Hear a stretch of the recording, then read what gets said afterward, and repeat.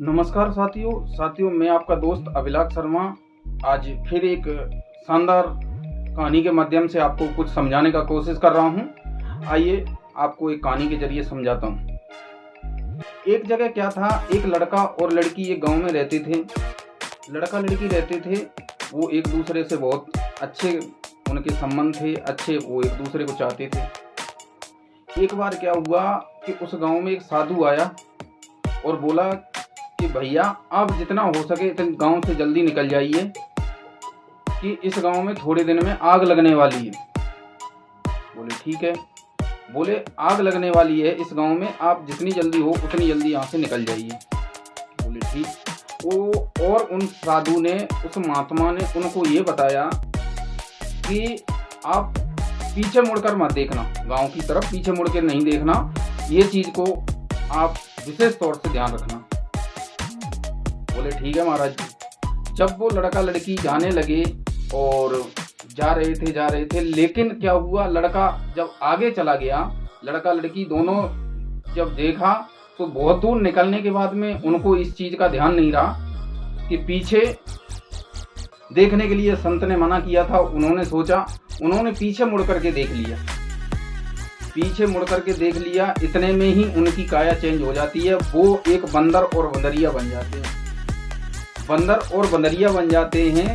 उसके बाद में क्या होता है कि वो एक पेड़ के ऊपर रहने लगते हैं, निवास करने लगते हैं, खाने पीने की व्यवस्था करने लगते हैं। उसके बाद में एक बार रात के करीबन एक दिन रात पे एक बरगद के पेड़ के पास में बैठे थे और वो बंदर बंदरिया भी उस पेड़ पे थे। उस पे एक हंस हंसनी आके बैठती है। जब हंस हंसनी आके बैठते हैं और उस पेड़ पे, तो हंस से हंसनी सवाल करती है कि स्वामी जी ऐसी कोई बात कहें जिससे रात कट जाए। बोले ठीक है। बोले ठीक है। हंस ने समझाया।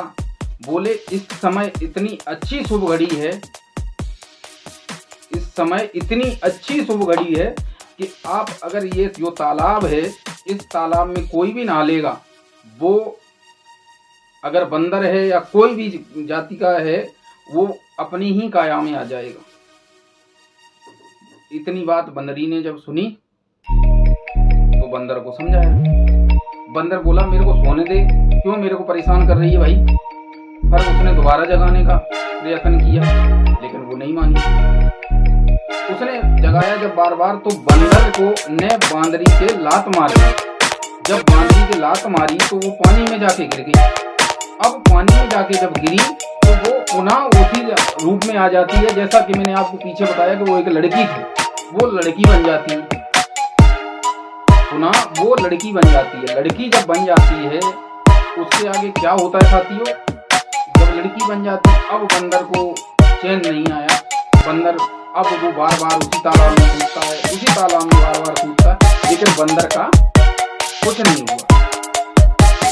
बंदर का कुछ नहीं हुआ क्योंकि आज उसने वो शुभ घड़ी का फायदा नहीं उठा पाया, शुभ घड़ी को सही से यूज नहीं कर पाया। उस टाइम से पहले वो शुभ घड़ी जा चुकी थी, तो इसको शुभ घड़ी कहते हैं। जैसे आज हम लोग आपको समझा रहे हैं, ऐसे ही नेटवर्क मार्केटिंग की ये आज शुभ घड़ी है। आज अगर आप इस चीज का आगाज करते हैं, आज अगर आप इस चीज को समझ लेते हैं, तो आपके लिए बहुत अच्छा होगा।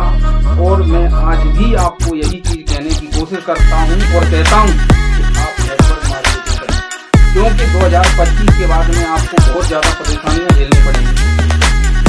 अब शुभ घड़ी का इंतजार कर रहे हो, आप सोचो कि ऐसा हो जाएगा तब करूंगा, तो ऐसा इम्पॉसिबल नहीं है भाई, और ना ही ऐसे की कभी उम्मीद है। ठीक है, आप क्या करना चाहते हो, आपके ड्रीम्स हैं, और अगर आपको लगता है कि आपके ड्रीम्स नेटवर्क मार्केटिंग के अलावा कहीं और जगह से पूरे हो सकते हैं, तो आपको मैं हाथ जोड़ के इतना ही कहूँगा कि आप पहले वो काम कीजिए।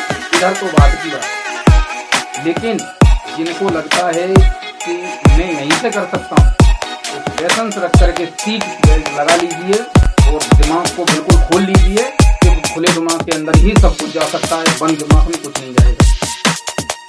अब ऐसे ही शुभ घड़ी का अगर उस बंदर ने फायदा उठा लिया होता तो शायद वो भी मनुष्य हो गया होता। तो मेरा सवाल ये है कि ये शुभ घड़ी है आपके लिए, नेटवर्क मार्केटिंग के लिए। आप आपको इस चीज़ को समझ लेना चाहिए और समझने की कोशिश नहीं करना है, समझना है। आपका अपलाइन आपको क्या समझाना चाहता है। अगर आप 10,000 की नौकरी से खुश हैं तो बिल्कुल भी आपको समझने की ज़रूरत नहीं है। मैं 10,000 की नौकरी से संतुष्ट नहीं था, इसलिए मैं नेटवर्क मार्केटिंग कर रहा हूँ। और मैं आप लोगों को एक ही चीज़ कहना चाहता हूँ कि ये अभिलाष शर्मा 6 महीने में जब इतना बदला है तो 6 साल में आप सोचिए कैसे क्या बदल सकता हूँ। मेरे को बोलने में, कैमरे के सामने आने में बहुत तकलीफ होती थी। आज कैमरा नहीं, आप मेरी तरफ 50,000 आदमी खड़े कर दीजिए, मेरे को कोई तकलीफ नहीं होती। नेटवर्क मार्केटिंग आपको वो सब कुछ बना देगी, आपको एक ब्रांड बना देगी, आपके सपने पूरे करा देगी, लेकिन अगर आप दिल से करेंगे। इसी के साथ साथियों आज का वीडियो मैं यहीं ख़त्म करता हूँ। अगर मेरी कुछ बातें आपको अच्छी लगी हों और अगर मैंने कुछ गलत कहा हो तो मैं हाथ जोड़ के माफ़ी चाहता हूँ। अगर मैंने किसी की आत्मा को ठेस पहुँचाई, हमारा चैनल देखने के लिए सभी भाइयों को दिल से धन्यवाद।